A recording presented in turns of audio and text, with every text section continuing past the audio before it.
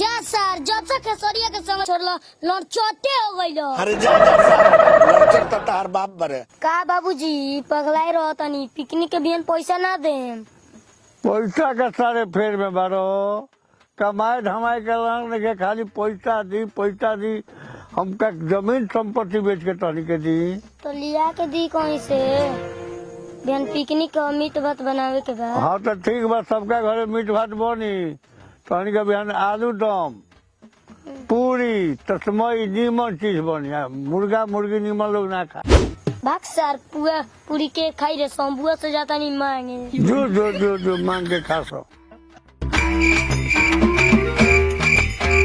शंभू भाई उठाओ का बात बा भाई। देखो ना सर हमार बाप नहीं के देख पैसा दो ना पिकनिक बनाए के बा भैया। पिकनिक का फेर में बारो यहाँ दूसरे पिकनिक हमरा भइल बा। जा सर जब से खेसरिया के संग छोड़लो लौट चोटे हो गइलो। अरे जा सर लड़चर त तार बाप बरे जेगो झाट नुखार के पैसा नहीं खदे पिकनिक मनावे के हमरा के लड़चट कहे आइल बरो। जा तनी हम अपन जितेंद्र जी से जा हम तारा बाप से जाता नहीं कहे।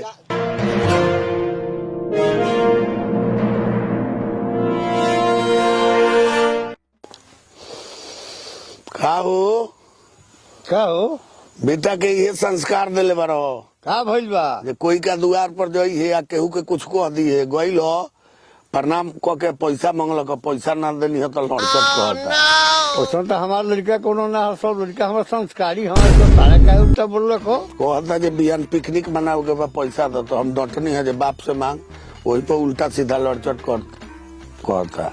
अरे कोनी खातिर पैसा के हमरा कमी बा लूट से रहिया से तो सारी धन तो कहीं खातिर हम कमाइल बानी काटी के हमरा कमी में ताला मांगे गइलो ओकरा के पैसा काहे ना दे देला 2-4-500 जे बिहान पिकनिक के मुर्गा उड़ा ले काहे तारा यहाँ गइलो वो सारा के तो हम कहले बानी कि जॉब संगे जो तो हमरा तो कहियो तो समझा दियो ना वैसा ना बोली लड़का हो तो लड़का लिखा रहे के बा। मैं एगो और बात सुनो कहत ले जाता नहीं जितेंद्रा से हम पैसा मांगे सब धन तो हमरा लगे बा 1 लाख तो वहाँ तो बाहिले तो हम बाजार में घूमी ली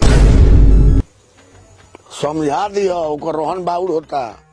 अच्छा डांट दिलिया होता तो ठीक बा टन भाई जाता नहीं लेकिन बेटा के अपना समझा दिया जे केहू के लड़चट ना कहे। ठीक बाटे ए दोस्त का दोस्त देख ना दोस्त हमार बापवा सरवा पैसे पिकनिक के ना देलक आ शंभुआ ना देलक तो तू दो ना। देख ना दोस्त लगन रहेला तो पैसा कहीं से आओ जात रहेला आ खाना सो गइल बा हमरो हाथ खाली चलताटे ऐसे हमारा पैसा नहीं है दोस्त हमरा लगे बात मा जा सर तू मादर चोदे बारा तू पैसा ना देबो।